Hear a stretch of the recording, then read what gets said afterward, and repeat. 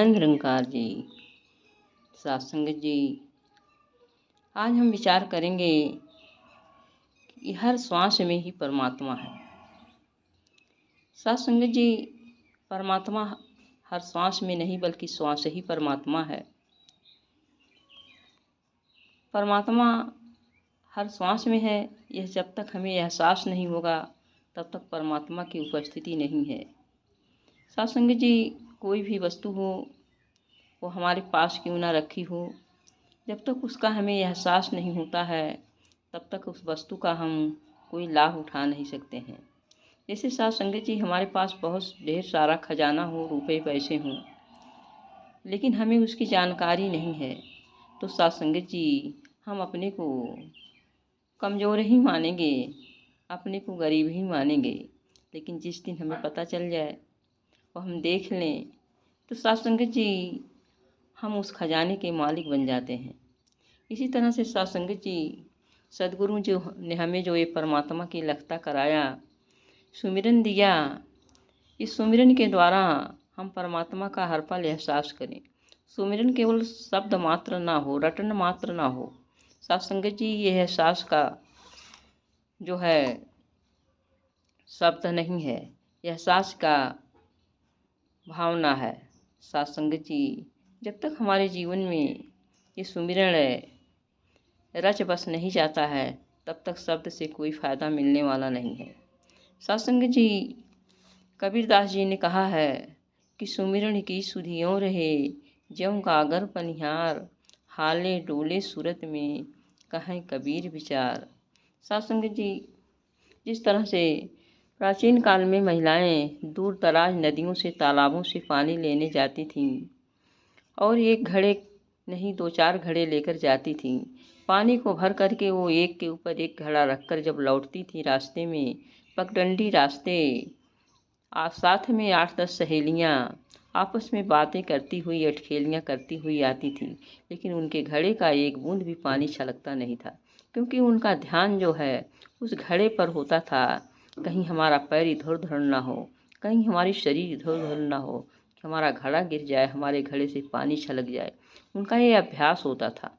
सत्संग जी, इसी तरह से हमें भी संसार के, गृहस्थी के हर कार्य करते हुए ये एहसास होना चाहिए कि जो हम कार्य कर रहे हैं ये परमात्मा का ही है, हम परमात्मा में ही हैं, परमात्मा हर पल हमें देख रहा है, ऐसा एहसास बना रहे। जब ऐसा एहसास रहता है तो सत्संग जी, हमारा कोई भी कार्य गलत नहीं हो सकता है, वो बिल्कुल ठीक होता है और लास्ट में उसका परिणाम भी अच्छा होता है। सत्संग जी, संत महात्मा हमको यही सिखाते हैं कि हम अपने मन का ध्यान इस एक परमात्मा में स्थिर रखना चाहिए, क्योंकि परमात्मा हमें केवल इस का स्मरण नहीं करना चाहिए जो सदा स्थिर और अटल है, बल्कि श्वास श्वास में प्रभु का सुमिरन करने से हमारे मन की सारी चिंताएं दूर होने लगती हैं। सत्संग जी, जब सुमिरन हमारे हृदय में धीरे धीरे रचने बसने लगता है तो हमारी दृष्टि भी बदल जाती है। जैसा कि बाबा हरदेव जी कहते थे, जैसी दृष्टि वैसी सृष्टि। यानी जब हमारी दृष्टि बदल जाती है तो जिससे हम नफरत करते थे उससे हम प्यार करने लगते हैं, और जिसे हम अवगुणों के रूप में देखते थे उसमें गुण दिखाई पड़ने लगते हैं। क्योंकि जब हमें हर में परमात्मा दिखने लगता है, हर रूप में परमात्मा दिखाई पड़ता है, तो हम जो है सबसे प्यार करते चले जाते हैं, वही अवगुण गुण बन जाते हैं। साथ संगत जी, सुमिरन केवल शब्द का रटन नहीं है, बल्कि यह हृदय में परमात्मा की उपस्थिति का एहसास है। सत्संगत जी, यह सुमिरन जो है हमें जागृत रखने के लिए सत्संग सेवा करना बहुत आवश्यक है। सत्संगत जी, जब हम सत्संग में जाते हैं तो वहाँ सुमिरन भी होता है, वहाँ सेवा भी मिलती है। सत्संगत जी, धीरे धीरे हमारी अवस्था बन जाती है। जैसे किसी भी चीज़ को हम शुरू में उसका अभ्यास करते हैं, उसी तरह से सत्संगत जी, शुरू में सुमिरन के लिए भी अभ्यास करना पड़ता है, फिर धीरे धीरे यह स्वभाव बन जाता है। जैसे एक व्यक्ति पहले गाड़ी चलाना सीखता है, शुरुआत में उसे डर लगता है, ध्यान इधर उधर हो जाता है, लेकिन जब पूरा ध्यान वो गाड़ी पर टिका देता है तो साथ संगत जी गाड़ी चलाना सीख जाता है और वह जो है अभ्यास करते करते सहज ही गाड़ी चलाने लगता है। साथ संगत जी वह गाड़ी चलाना उसके जीवन का हिस्सा बन जाता है।